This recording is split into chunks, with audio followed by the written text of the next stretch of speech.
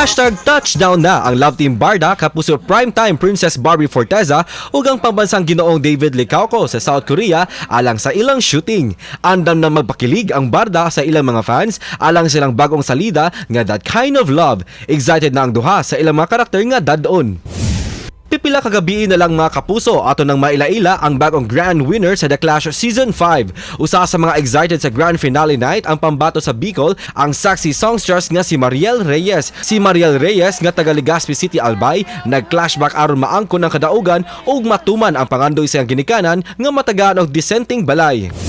Og sa nagkanindot nga mga eksena sa Voltes 5 Legacy, nag-celebrate ang Camp Falcon sa ilang kadaugan tali sa Beast Fighter.